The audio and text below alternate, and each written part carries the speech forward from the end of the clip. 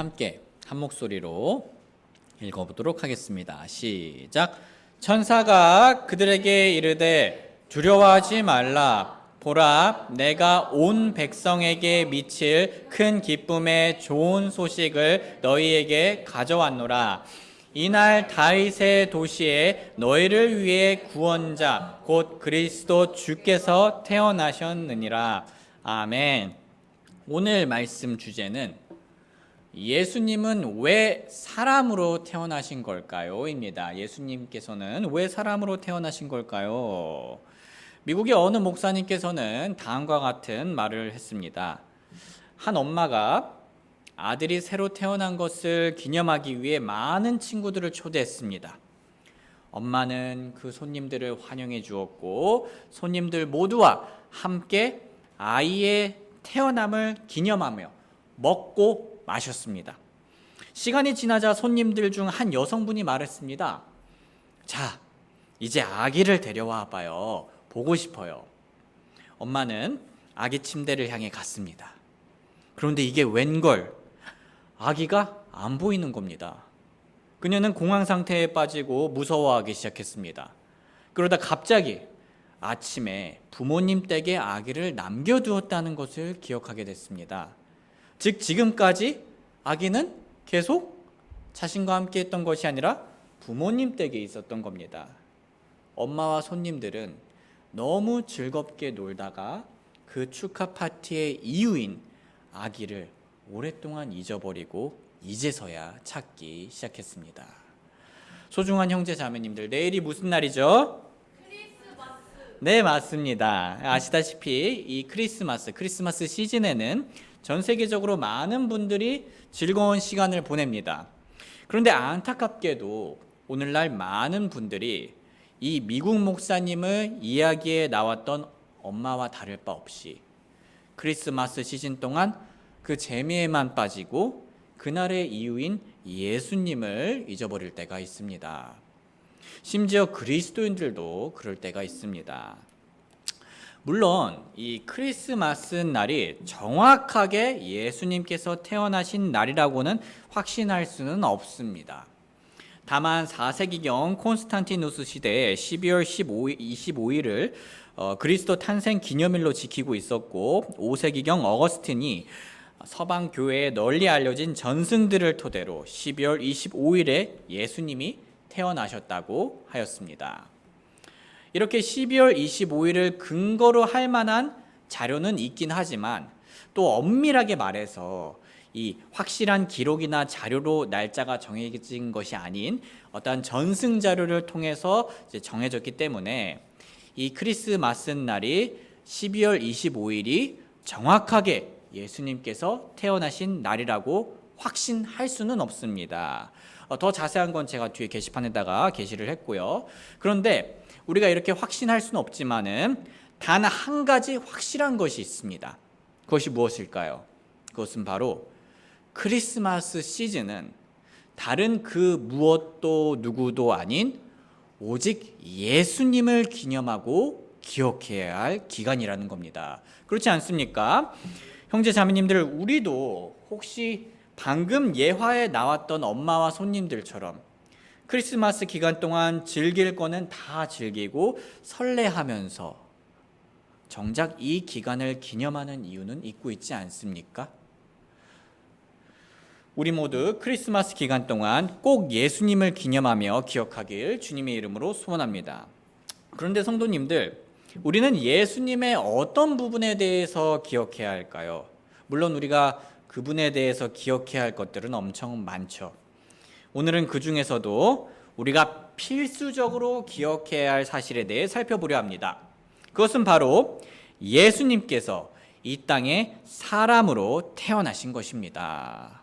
다시 말해 예수님께서는 완전한 사람으로 이 땅에 오셨습니다. 즉 그분은 육신 없는 영으로 이 땅에 오셨던 것이 아니라 우리와 같은 이렇게 만져지는 사람의 몸을 가지고 태어나신 겁니다. 신학적으로 이것을 그리스도의 인성이라고 말합니다. 한 신학자는 성경에 나타난 이 그리스도의 인성을 다음과 같이 아주 명료하게 정리해 주었습니다. 제가 읽겠습니다. 성경은 예수님께서 육신의 아버지가 없이 성령님의 기적적인 역사로 인해 그의 어머니 마리아에게 잉태되었다고 분명히 증거합니다. 마태복음 1장 18절은 다음과 같이 얘기합니다. 이제 예수 그리스도의 태어나심은 이러하니라. 그분의 어머니 마리아가 요셉과 정혼하였을 때 그들이 함께하기 전에 그녀가 성령님으로 말미암아 아이를 뵌 것이 드러나매 마리아와 정혼했던 요셉은 주님의 천사로부터 이런 말도 들었습니다.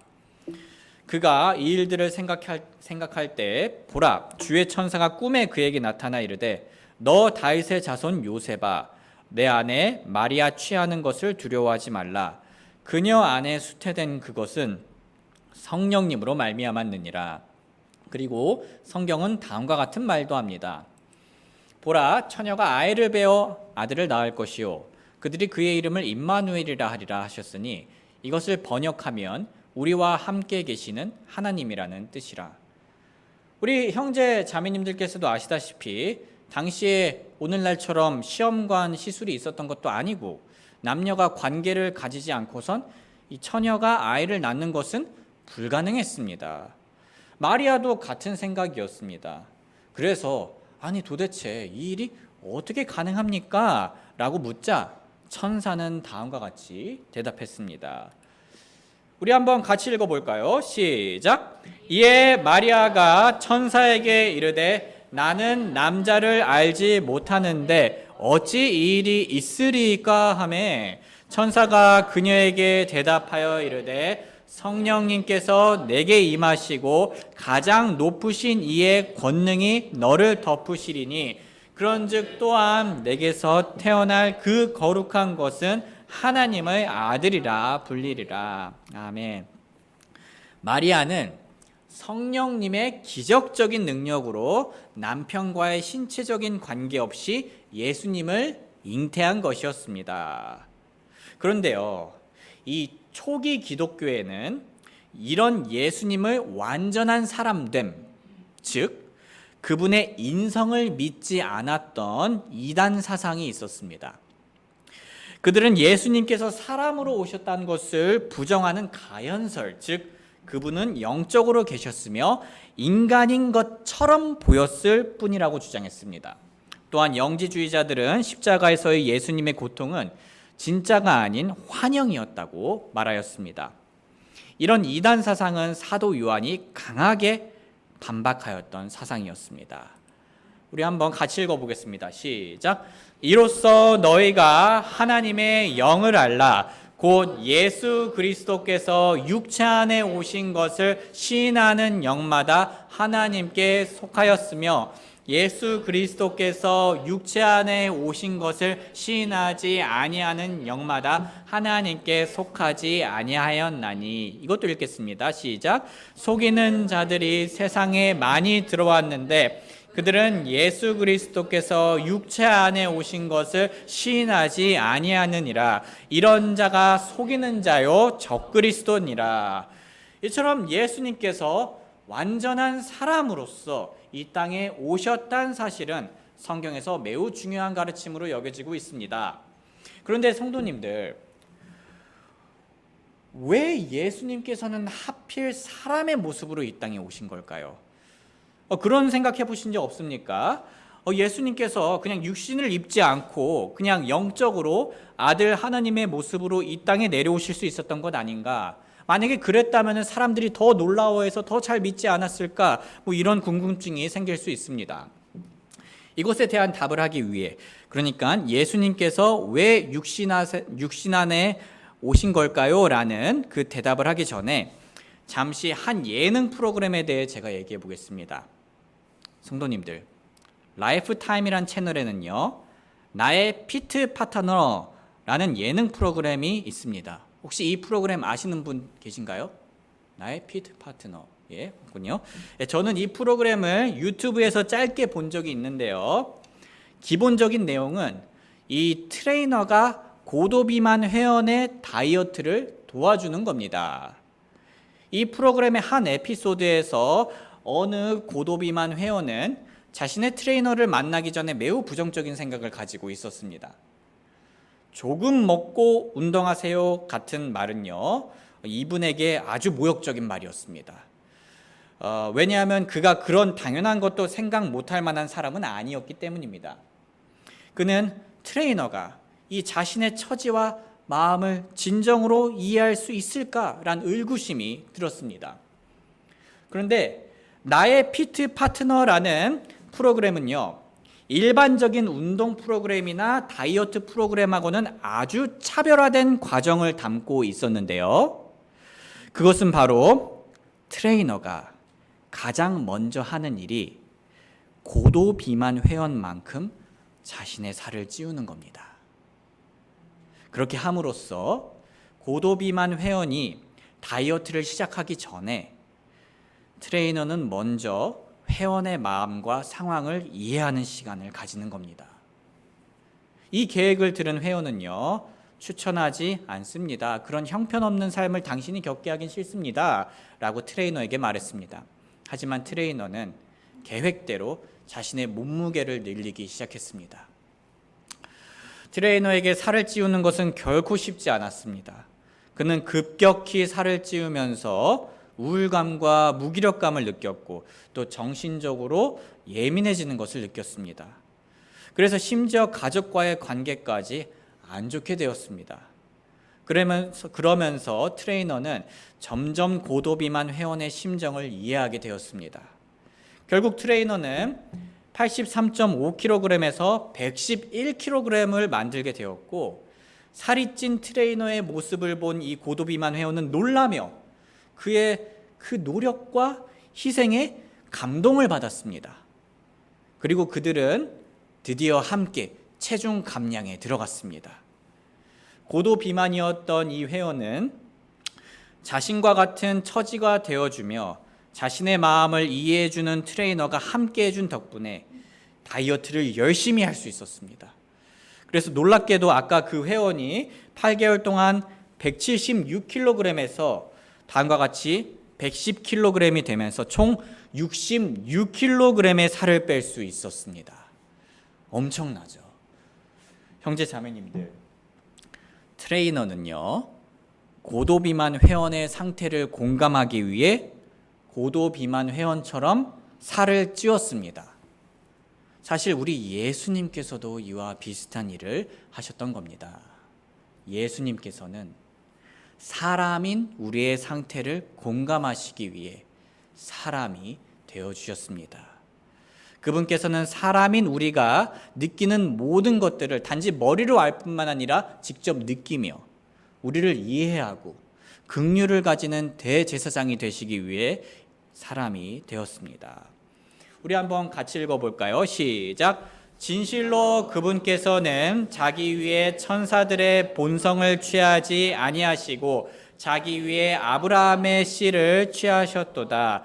그러므로 모든 일에서 그분께서 자기 형제들과 같게 될 필요가 있었으니 이것은 그분께서 하나님께 속한 일들에서 긍휼 많고 신실하신 대제사장이 되사 백성의 죄들로 인해 화해를 이루려 하심이라. 이것도 읽겠습니다. 시작. 그분께서 친히 시험을 받아 고난을 당하셨은즉 시험 받는 자들을 능히 구조하실 수 있느니라.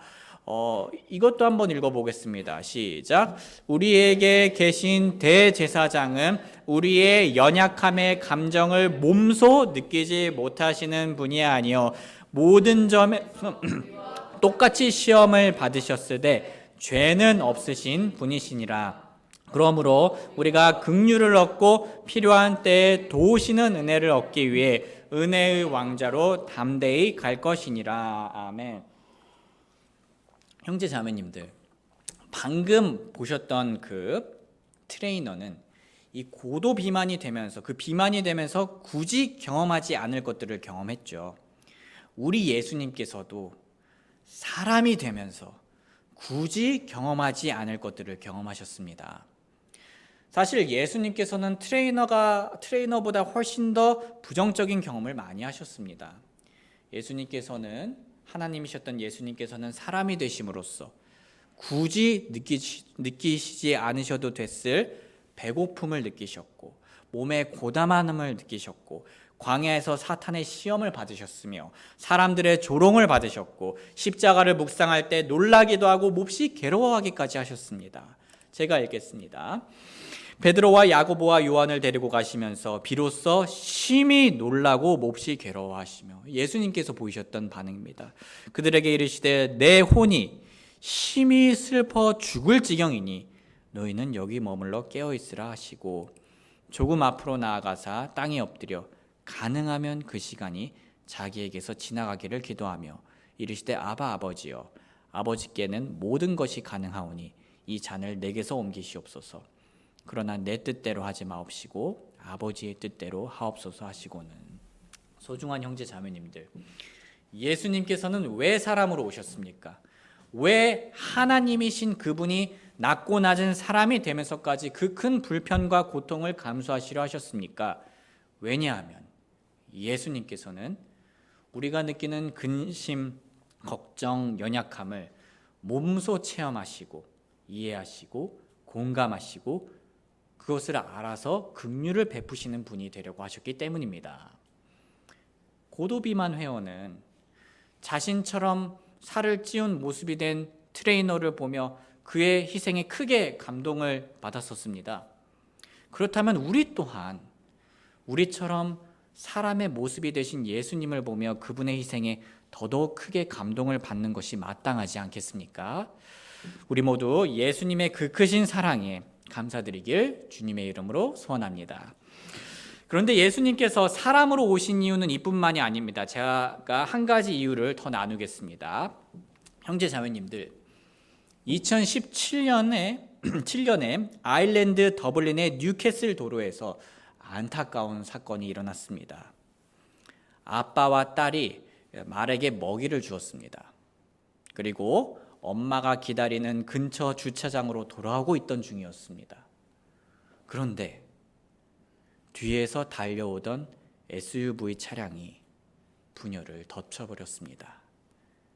아빠는 딸을 한쪽으로 밀어냈고 차량의 충격을 혼자 받아냈습니다. 덕분에 딸은 목숨을 건졌습니다. 하지만 안타깝게도 아빠는 세상을 떠나고 말았습니다. 형제 자매님들, 여기 나온 아빠는 딸을 대신하여 희생하였습니다. 그 결과 딸은 살았고요. 그 결과 아빠는 죽었습니다. 이처럼 예수님께서도 우리를 대신하여 희생하셨습니다. 그분은 우리를 살리시고 대신 죽으셨습니다.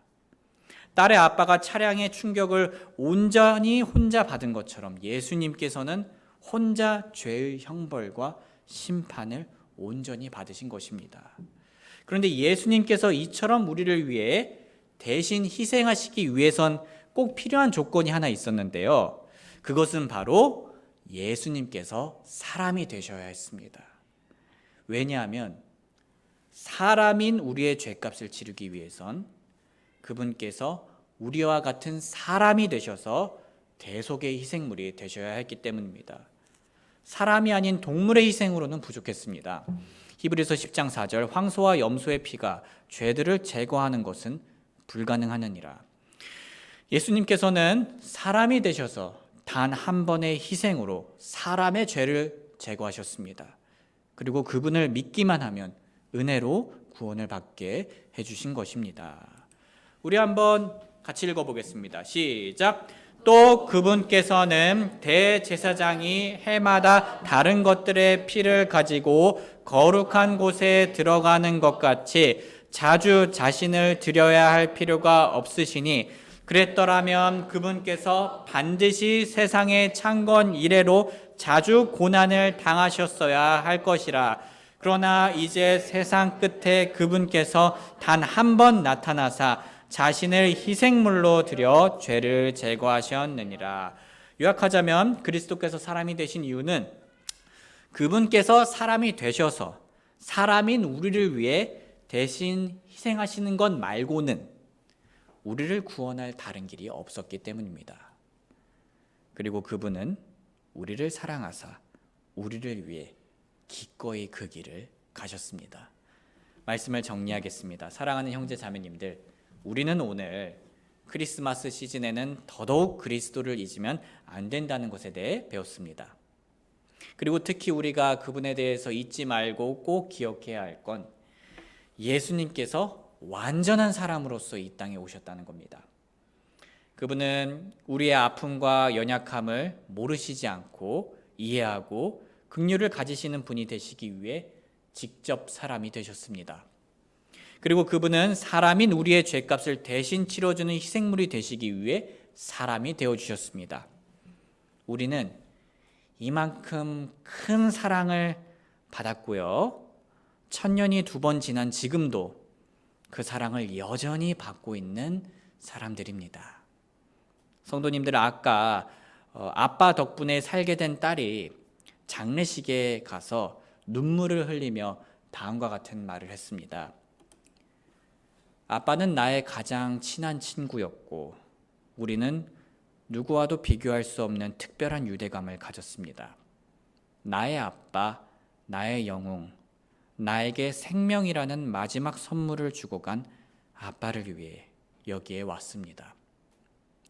아마 이 따님은 아버지가 주신 생명이라는 선물을 평생 잊지 못하고 감사해야 할 것입니다. 그렇지 않습니까?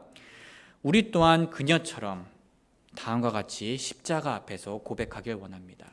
한번 같이 읽어볼까요? 시작. 나의 예수님, 나의 영웅, 나에게 영원한 생명이라는 선물을 주신 예수님을 위해 여기 있습니다. 소중한 형제 자매님들, 우리 모두 이 크리스마스 시즌 동안 사람이 되어주신 예수님께 감사와 찬양을 돌리길, 그것을 꼭 기억하길 주님의 이름으로 소원합니다. 잠시 노래가 연주되는 동안 하나님께서 우리 마음속에 이 설교 시간 동안 말씀해 주신 것이 있다면 기도하는 시간 가지겠습니다. 기도하겠습니다. 사랑하는 아버지 하나님, 상상이 되질 않습니다. 우리 하나님이자 또 창조주이신 예수님께서 이 땅에 사람으로 오신 것은 얼마나 큰 불편과 수모와 어려움을 감수하신 걸까요? 예수님의 기준에서 그러한 불편은 우리에게 팔다리가 없는 것보다 훨씬 더 큰 불편이었을 것이고 한없이 낮아지는 치욕과 수모였을 겁니다. 하지만 예수님께서는 그 모든 어려움을 극복하시고 뛰어넘으셔서 저희를 위해 사람이 되어주셨습니다. 예수님께서는 그렇게 사람이 되어주셔서 저희를 이해해 주시는 중보자와 조력자가 되어주셨고 저희를 대신해 죽어주신 구원자가 되어주셨습니다. 이 얼마나 놀라운 사랑인지요. 그 사랑을 받은 저희가 지금 여기 있습니다. 저희가 앞으로 이 사랑을 두고두고 묵상하며 평생 만족하고 자랑하는 삶을 살게 도와주시옵소서. 감사드리며 예수님의 이름으로 기도드립니다. 아멘.